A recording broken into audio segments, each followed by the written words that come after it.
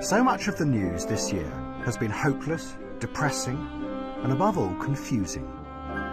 To which the only response is, oh dear. But what this film is going to suggest is that that defeatist response has become a central part of a new system of political control. And to understand how this is happening, you have to look to Russia, and to a man called Vladislav Surkov, who is a hero of our time. Surkov is one of President Putin's advisors and has helped him maintain his power for 15 years. But he has done it in a very new way. Vladimir Vladimirovich Putin. He came originally from the avant-garde art world, and those who have studied his career say that what Surkov has done is import ideas from conceptual art into the very heart of politics.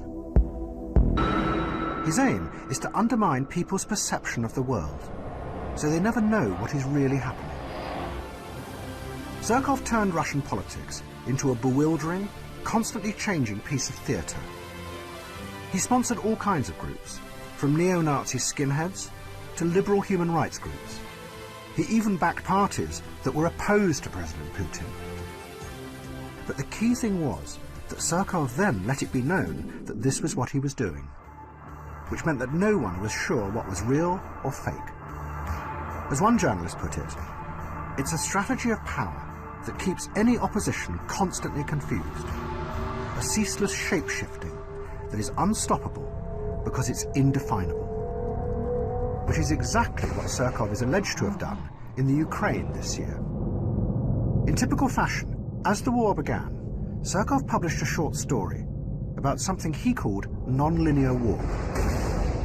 A war where you never know what the enemy are really up to, or even who they are. The underlying aim, Surkov says, is not to win the war, but to use the conflict to create a constant state of destabilized perception in order to manage and control. But maybe we have something similar emerging here in Britain. Everything we're told by journalists and politicians is confusing and contradictory. Of course, there is no Mr. Surkov in charge, but it's an odd, non-linear world that plays into the hands of those in power. British troops have come home from Afghanistan, but nobody seems to know whether it was a victory or whether it was a defeat. Aging disc jockeys are prosecuted for crimes they committed decades ago, while practically no one in the City of London is prosecuted for the endless financial crimes that are being revealed there.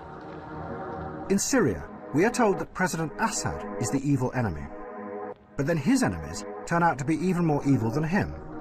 So we bomb them, and by doing that, we help keep Assad in power. But the real epicenter of this non-linear world is the economy. And the closest we have to our own shape-shifting, postmodern politician is George Osborne. He tells us proudly that the economy is growing, but at the same time, wages are going down. He says he is cutting the deficit, but then it's revealed that the deficit is going up. But the dark heart of this shape-shifting world is quantitative easing. The government is insisting on taking billions of pounds out of the economy through its austerity programme. Yet at the very same time, it is pumping billions of pounds into the economy through quantitative easing, the equivalent of £24,000 for every family in Britain. But it gets even more confusing, because the Bank of England have admitted that those billions of pounds have not gone where they are supposed to. A vast amount of the money has actually found its way into the hands of the wealthiest 5% in Britain. It has been described as the biggest transfer of wealth to the rich in recent documented history. It could be a huge scandal, comparable to the greedy oligarchs in Russia. A ruthless elite siphoning off billions of public money. But nobody seems to know. It sums up the strange mood of our time, where nothing really makes any coherent sense. We live with a constant vaudeville of contradictory stories that makes it impossible for any real opposition to emerge, because they can't counter it with a coherent narrative of their own.